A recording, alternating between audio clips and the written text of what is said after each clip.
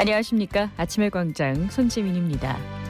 10월 21일 오늘 경찰의 날을 맞아서 대구경찰청이 지역의 대표 모범 경찰관들을 소개했습니다.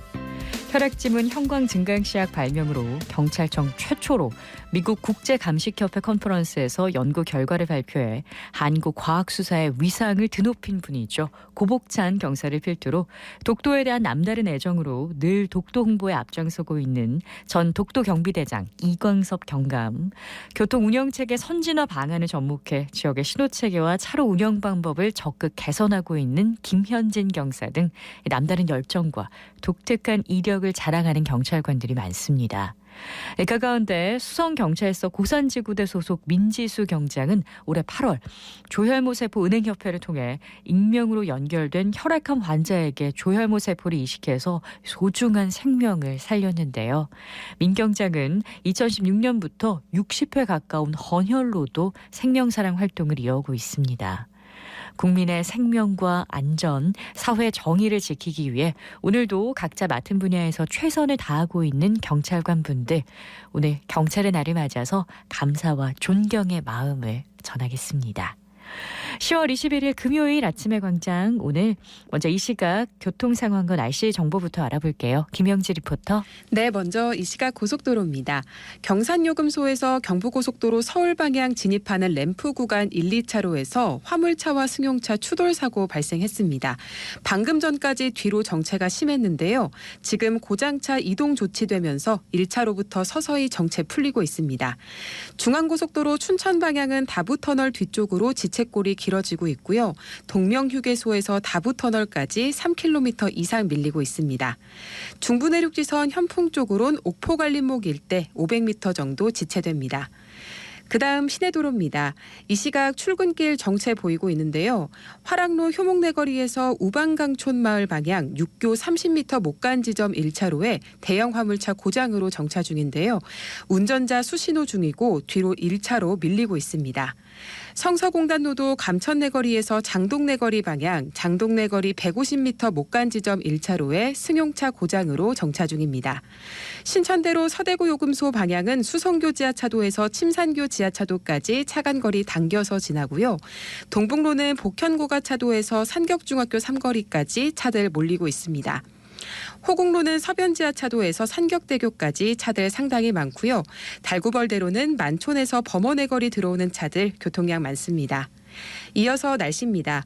오늘 대구와 경북은 구름 많다가 오후부터 차차 흐려지겠습니다. 서해상에 위치한 고기압의 영향을 받다가 가장자리에 들겠는데요. 아침 기온은 평년 이맘때 기온을 보이겠고 낮 동안은 영주 19도, 대구와 김천 21도, 포항 22도, 경주 23도 분포 보이겠습니다. 다만 아침과 낮의 기온차가 크게 벌어지겠습니다. 체온을 유지하고 적정한 실내 온습도를 유지해 주시는 게 좋겠습니다. 당분간 낮 동안 온화한 가을 날씨 보이겠습니다. 현재 기온은 8도, 습도는 56%입니다. 지금까지 김현지였습니다. 지역 시사정보 프로그램의 중심, KBS 대구 제일라디오 아침의 광장을 듣고 계십니다. 네, 아침의 광장 함께하고 계신 지금 시각 8시 33분 지나고 있습니다.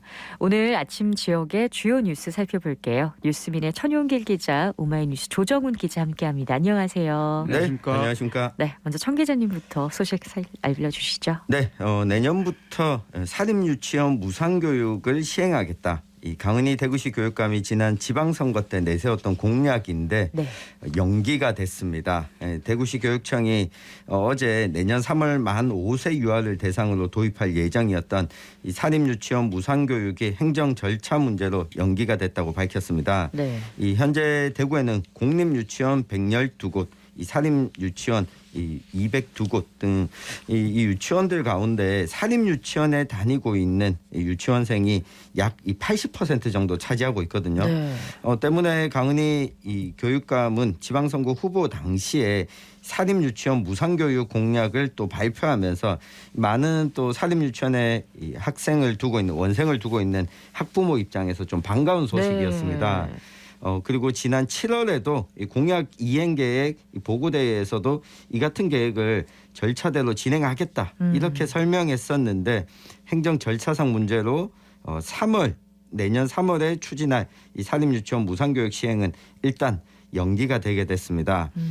기존에는 미리 예산을 편성하고 네. 협의서만 제출하면 됐는데 이 최근 교육부가 운영 방침에 있어서 협의가 끝난 다음에 예산을 편성하도록 좀 변경을 하면서 네. 연기할 수밖에 없었다. 이렇게 설명을 했습니다.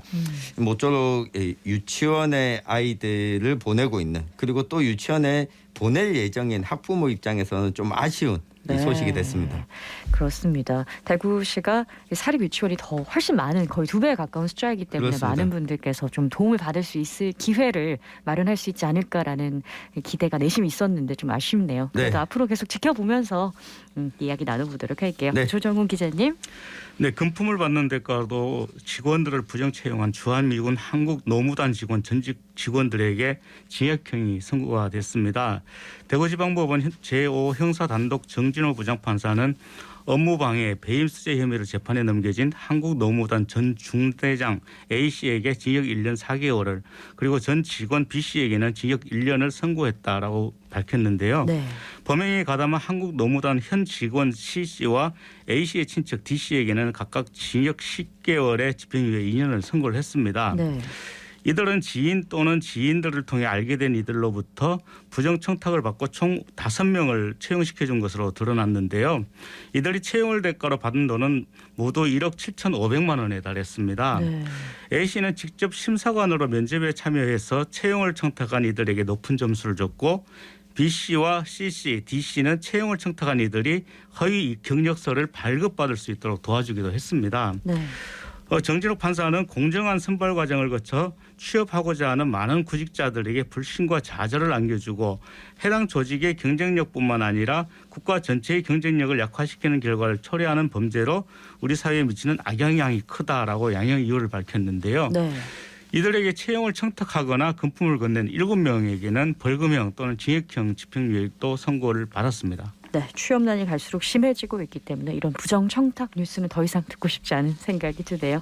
네, 이어서 천 기자님. 네, 이 고달러 추세가 계속해서 이어지고 있는데요. 네. 이 대구 시의원들이 해외 연수 경비를 이 고달러 때문에 추가적으로 더 지출한 것으로 확인이 됐습니다.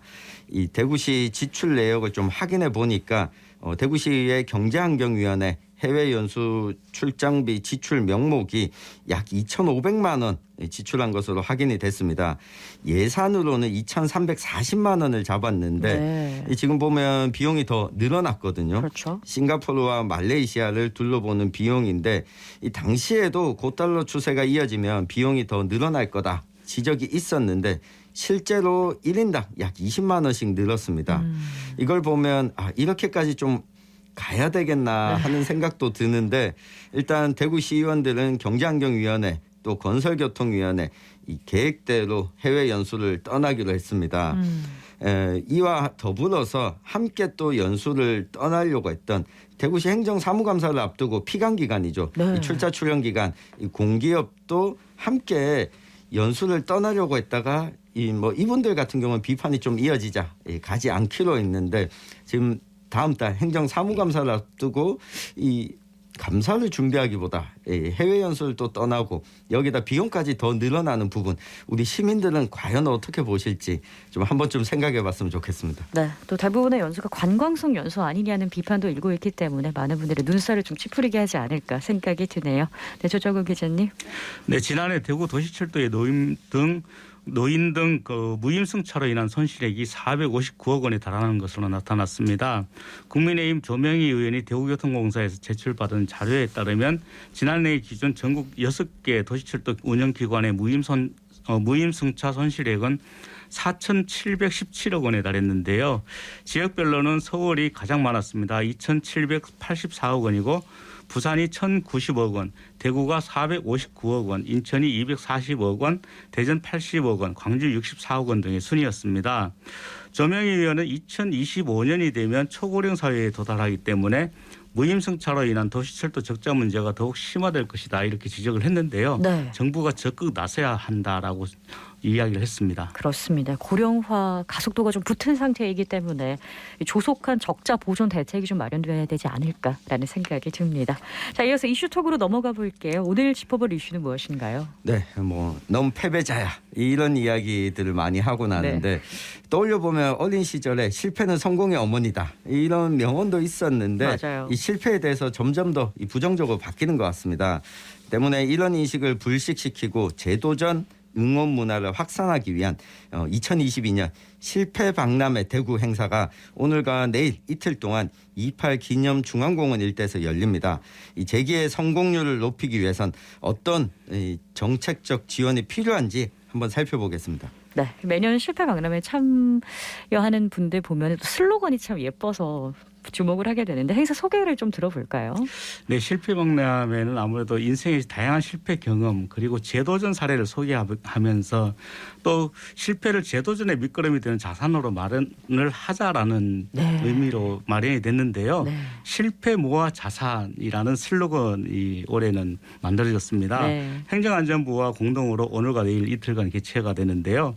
228 기념 중앙공원에서는 다양한 분야의 연사가 자신의 실패 경험과 재도전 사연을 풀어내는 실패 공감 토크쇼를 진행을 합니다. 네. 그리고 또 MC와 함께 현장에서 시민의 사연을 들어보는 시민 오픈 마이크도 진행이 되고요. 시민들이 힘들고 지칠 때 노래로 위로받았던 사연들을 소개하고 또 직접 불러보는 실패 대국민 가요제 마련이 됩니다.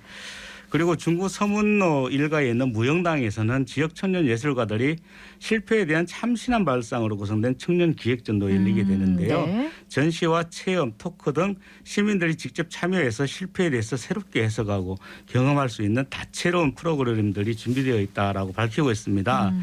꼭 실패를 경험한 사람들이 아니더라도 예비 창업자나 또는 청년들이 실패 박람회에 가서 직접 본다면 많은 경험을 얻을 수 있을 것으로 보이는데요. 네. 이 실패 박람회는 228 기념중앙공원에서 열리는 주요 행사에 대해서 공식 유튜브 채널인 실패 박람회 인 대구를 통해서 실시간으로 중계도 됩니다. 네, 유튜브로 공개되는 굉장히 다양한 프로그램들이 있어서 많은 분들께서 직접 행사장에 못 가더라도 유튜브 채널을 통해서 참여를 하실 수 있을 것 같아요. 이 실패 박람회가 대구에서 시작이 돼가지고 전국으로 확대가 된 행사라 더 의미가 있는데 올해 벌써 4회째죠. 그렇습니다. 때문에 지난 3년 동안 열렸던 이 박람회 성과 자료를 파일로 보관하는 작업도 추진되고 있는데 연말까지는 마무리할 예정이라고 합니다. 3년간의 성과 어떤 것들이 있을까요? 네, 이 실패 박람회 성과라고 하면 기본적으로 실패 경험담들이 쌓여 있게 됩니다. 그럼 비싼 경험들도 있고 이걸 통해서 이 재도전하는 방법도 찾아 나갈 수 있고요. 또 한편 실패 박람회에 참여했다가 정책적인 이 재도전 기회를 찾아 나간 또 청년들의 사례 등도 함께 성과 자료로 제시될 예정이라고 하니까 자료가 구축되면 또 한번 좀 알려드리도록 하겠습니다. 그렇습니다. 그런 사례들이 밑거름이 될 수 있으니까요. 실패 박람회가 재도전의 기회 또 정보를 제공하면서 재도전 환경을 또 조성한 또 지원받은 사례들을 때문에 그런 역할을 하고 있는 것 같은데 이런 실패를 주제로 한 박람회는 우리나라가 처음이지 않나요? 네, 맞습니다. 사실 우리나라가 IMF 그리고 2008년도 경제 위기를 경험하기 전까지만 하더라도 실패에 대해서는 용납하지 않는 사회였습니다. 부정적인 인식이 좀 있었죠. 네, 그리고 그 이후에 많은 기업이 부도가 나고 또 실업자도 생기고 자영업자들도 폐업하는 경우가 상당히 많았잖아요. 그리고 스스로 목숨을 끊는 경우도 많았는데 이런 경험을 하면서 실패하더라도 재기할 수 있어야 된다라는 인식이 나타나기 시작을 했습니다. 국가 차원에서 실패를 주제로 박람회를 열기까지는 많은 우여곡절이 있었는데요. 그만큼 실패에 대해서 인식 개선이 필요하다 이런 뜻일 수도 있겠습니다. 그렇지만 외국 같은 경우에는 실패에 대해서 굉장히 용인하는 나라가 많이 있습니다. 실리콘밸리를 우리가 주로 얘기를 많이 하는데요. 실리콘밸리에서 창업하는 스타트업 중에서 약 80% 정도가 실패한다 이렇게 얘기를 하고 있고요. 또 실패한 창업가들에 대해서 비난을 하기는커녕 오히려 더 용기를 북돋아주고 또 재기할 수 있도록 많이 도와준다고 합니다. 실리콘밸리에서 창업자들은 평균 8번 만에 성공을 했다. 그럼 보통 이제 2번 정도는 실패를 해야 그 다음에 성공을 한다 이런 얘기를 하는데요. 실패는 성공의 과정이라는 인식이 강하기도 합니다. 네. 그렇기 때문에 실패해보지 않는 사람에게는 투자하지 않는다라는 게 실리콘밸리의 오랜 격언이라고 하는데요. 일종의 실패는 그 통과의 의례다 이렇게 얘기를 하고 있습니다. 그런데 2번의 실패 후에 3번째 도전을 한다는 게 대한민국 사회에서는 좀 쉽지 않아 보이는데 어떨까요? 네, 상당히 좀 쉽지 않습니다. 네. 한번 창업에 실패한 다음에 또 다른 창업을 시도하는 걸 재기 창업이다. 재기 창업. 이렇게 네. 부르는데 네. 우리나라에서 실패한 기업 중에 불과 19%만이 이 재기 창업에 나선다고 합니다. 그만큼 재기 창업이 어렵다는 이야기인데 네. 이 한 기업이 폐업할 경우에는 이 평균 8억 8천만 원의 부채와 또 4,400만 원의 세금 체납이 발생한다는 이 재기중소기업개발원의 보고가 있습니다. 네. 이 부채와 또 세금 추징 연대 보증까지 감당하지 못하고 신용 불량자가 되면 이 자금 조달은 물론 투자 받기는 어려워질 수밖에 없거든요. 네. 그러다 보니 우리나라가 OECD 국가 평균에 비해서 이 기술 기반의 혁신적인 창업가가 상대적으로 적고 재기는 뭐 치킨집에서 한다. 뭐 이런 소상공인 계통에 좀 집중되는 경우가 많았습니다. 그렇군요. 아까 실리콘밸리 예를 들어 주셨는데 그런 나라에서는 엔젤 투자도 많이 일어나고 있잖아요. 우리나라의 현실은 좀 이렇게 좀 암담한 편인데 이럴 때 우리가 어떻게 좀 도와줘야 될까요? 네, 사실 동네 치킨집을 연다 하더라도 사전 그 조사도 많이 해야 되거든요. 쉽지 그리고 않습니다. 준비도 많이 해야 되는데 네. 이렇기 때문에 전문가들은 기업가 정신과 창업 교육을 실시하는 게 필요하다 이렇게 얘기를 하고 있고요. 네. 또 성공과 실패의 경험담을 가진 멘토단을 양성하는 것도 중요하다 이렇게 지적을 하고 있습니다. 네. 실패에 대한 인식을 바꾸고 또 실패하더라도 다시 일어설 수 있도록 하는 안전망을 갖춰야 된다는 네. 지적입니다. 그렇습니다. 뭐 재기 창업제를 좀 우대하는 정책들이 좀 마련돼야 하지 않을까라는 생각이 드는데 어떤 것들이 좀 있을까요? 네, 지금 기업 지원기관에서는 제도전과 관련해서 정책들이 과거와 비교하면 많이 늘어났습니다. 네. 이 중소벤처기업부를 포함해서 또 신용보증재단 중앙회, 소상공인진흥공단, 창업진흥원 등에서 채무 감면이나 융자 또 보증 지원, 자금 지원 여기다 이 교육이나 컨설팅까지 이 지원을 제공하고 있는데 네. 이 기업인에게 가장 절실한 자금 지원 같은 경우에는 경쟁이 치열하다 보니까 네. 아무래도 좀 제한적인 경우가 많아서 기업인들 입장에서는 좀 아쉬워하는 것도 사실입니다. 그렇습니다. 뭐 교육도 좋고 멘토단을 꾸려주는 네. 것도 좋지만 사실 창업을 하려는 분들에게 가장 중요한 건 자금 문제다 보니까 그런 것 같은데 실질적으로 그런 부분 지원을 좀 확대할 필요가 있겠네요. 그렇습니다. 최고의 창업 정책은 재기 지원이다 이런 말도 있는데요. 네. 재창업자에 대해서 민간 투자와 연계한 지원이라든지 또는 실패 기업인의 채무 부담을 완화시키는 등 내실 있는 정책이 있어야 되지 않겠나 이런 얘기를 하고 있고요. 네. 또 제도전 기업인들이 숨통이 트일 수 있도록 하는 그 법과 제도를 또 정비해 주는 것도 상당히 필요하지 않나 이렇게 얘기를 하고 있습니다. 네. 더구나 실패를 했을 경우에는 신용도가 굉장히 낮아질 수가 있거든요. 네. 이럴 경우에는 그 재도전을 하더라도 상당히 어려운데 성장 잠재력이 있는 업체들에 대해서는 신용보증기금이나 기술보증기금의 보증을 좀 확대하고 네. 그 이후에는 연계투자 등을 통해서 투자를 받을 수 있도록 여건을 조성해야 된다는 의견도 상당히 많이 있습니다. 네. 실제로 창업사관학교 등 창업 패키지 사업에 선정된 업체들은 대부분 그 보증기관으로부터 보증을 어렵게 받을 수 있다라고 하고 어렵지 있는데요. 않게 받을 수가 있다고요. 네, 그렇습니다. 네. 그렇기 때문에 제도전 업체들에게도 이러한 길이 좀 확대돼야 하지 않나 이렇게 보여집니다. 그렇습니다. 네, 이 현재 이 법인에 부과하고 있는 국세 체납액을 보면 네. 이 부족할 경우에는 창업자나 투자자가 이걸 떠안게 됩니다. 그러다 보니까 이 창업자는 재기하기 어려워지고 그쵸. 투자자는 부담스럽고. 다시 투자하기 또 꺼려지게 되는 상황이 있는데 해외의 경우에는 이 벤처기업에 한해서 이러한 2차 납세를 면제하는 제도를 운영하고 있는데 네. 우리도 제도전 지원법을 좀 마련해서 이 특정한 도덕적 해이가 생기지 않는 범위 안에서 좀 이런 지원책을 마련하는 게 좀 필요하지 않을까 싶습니다. 그렇습니다. 제도전 지원법이 좀 실색에 맞게 네. 좀 조정이 됐으면 하는 바람 가지게 되네요. 지금까지 뉴스민 천용길 기자, 오마이뉴스 조정훈 기자와 함께했습니다. 감사합니다. 감사합니다.